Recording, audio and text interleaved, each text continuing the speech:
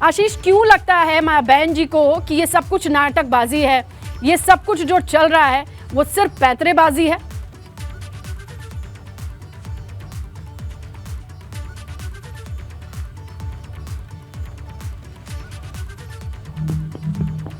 आशीष, आप तक आवाज पहुंच रही है मेरी? किससे सवाल किया है आपने? आपसे किया है, मेजर आशीष चतुर्वेदी जी, आपसे सवाल किया है। समाजवादी पार्टी की तरफ से आप जरा समझाइए, जो बड़े बड़े आरोप लगाए हैं बसपा की ओर से बहन जी ने।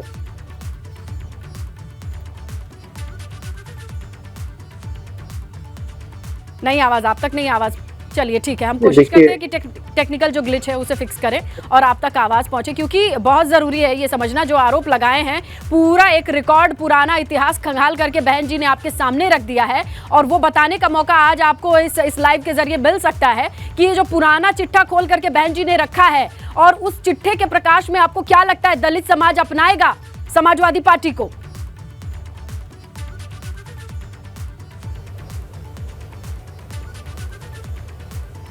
चलिए, प्रोफेसर रविकांत हैं, दलित चिंतक हैं, उनके पास जाना इस वक्त आशीष जी के बाद रेलेवेंट होगा, इसलिए कि क्या लगता है जिस तरीके से हमेशा से एक चेहरा रही हैं बहन जी, और जिस तरीके का वो एक लेटर लेके आई हैं, जो एक चिट्ठा लेकर के आई हैं, पुरानी चीजें याद दिला रही हैं, और उधर समाजवादी पार्टी की ओर से अखिलेश की आज बड़ी तस्वीर आने ही वाली है, आपको क्या लगता है दलित समाज के मानस पटल पर क्या चल रहा होगा इन घटनाओं को लेकर के? देखिए, अखिलेश जी जो कर रहे हैं, अगर हम उनके इतिहास को देखें तो 2019 के लोकसभा चुनाव में उन्होंने बीएसपी के साथ गठबंधन किया। उसके बाद 22 के इलेक्शन में बीएसपी से आने वाले तमाम नेताओं को अपने साथ जोड़ा, चाहे उसमें खुद स्वामी प्रसाद मौर्य हो, लालजी वर्मा हो, राजभर हो, ये तमाम लोग उन्होंने अपने साथ जोड़े थे। बावजूद इसके इन दोनों चुनावों में अखिलेश यादव को आशातीत सफलता नहीं प्राप्त हुई।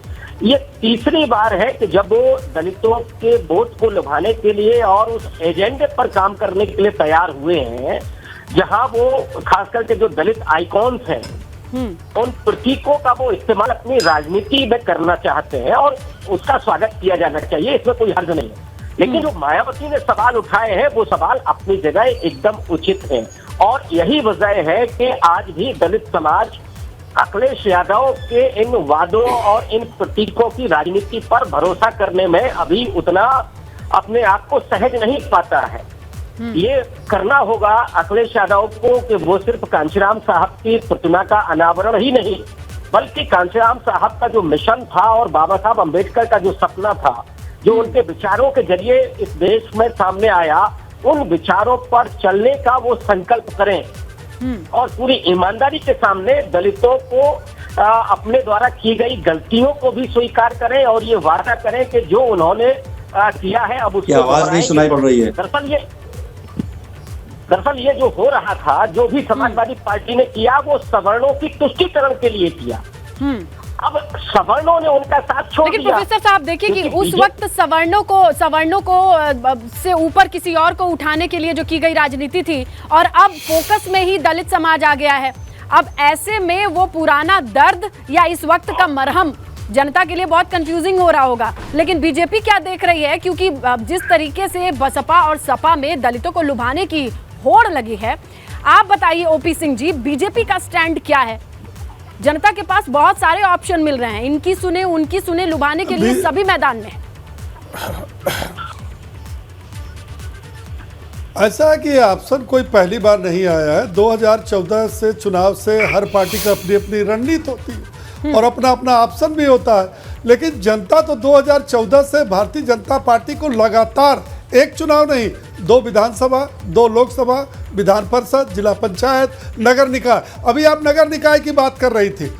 नगर निकाय के चुनाव में 2012 और 17 में, 2012-17 समाजवादी पार्टी की सरकार थी, लेकिन नगर निगमों के चुनाव में समाजवादी पार्टी का खाता ही नहीं खुला आज तक। और हम तो 2014 से लगातार जो चुनाव जीतते चले आ रहे हैं, उसके पीछे कारण है, उसके पीछे कारण है कि उत्तर प्रदेश में 4 बार जो है समाजवादी पार्टी की सरकार और 3 बार बसपा की सरकार। आपको नहीं लगता है कि जब दोनों पार्टी इतना जोर लगा रही है, आपके पास क्या एजेंडा है?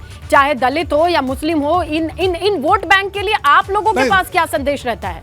जीतते आए हैं, रिकॉर्ड हाँ, बहुत बढ़िया, बहुत शाइनी है, ये तो सभी जानते हैं। बिल्कुल बिल्कुल बहुत जी बहुत अच्छा सवाल आपने किया। देखिए ऐसा है कि इनका जो एक तो समाजवादी पार्टी है, हर चुनाव में इनका अगर आप ध्यान से देखिए कोई नया एक प्रयोग नया इनका जरूर चलता है, कभी कांग्रेस के साथ कभी बसपा के साथ, लेकिन जनता हमारे साथ है। उसके पीछे कारण है, देखिए लोकसभा के चुनाव में 3 बातें प्रमुख होती हैं। नंबर 1 प्रधानमंत्री का चेहरा, इससे आप इनकार नहीं कर सकते।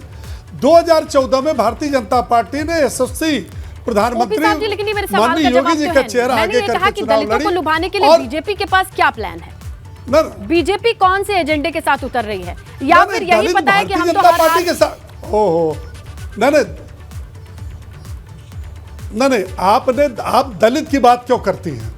आप ये बात करिए कि दूसरी राजनीतिक पार्टियां जो विपक्षी पार्टियां हैं वो परिवारवाद, जातिवाद और तुष्टीकरण की राजनीति के तहत लड़ रही हैं, और चुनाव के दौरान बाकायदे नारा भी लगाया। किसी ने एमवाई का नारा लगाया, तो किसी को जो है चुनाव आयोग ने 3 दिन के लिए बैन इसलिए लगा दिया कि उन्होंने मुसलमानों का नारा लगाया। भारतीय जनता पार्टी की केंद्र की और प्रदेश हैं, क्योंकि आपके साथ सुनिए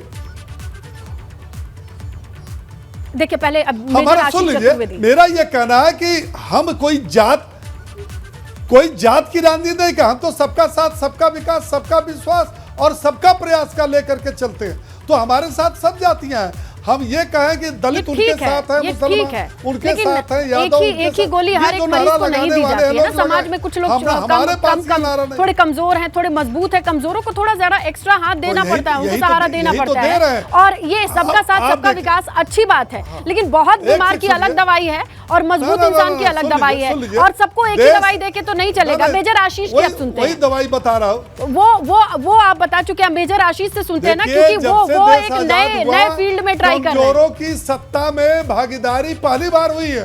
ठीक है।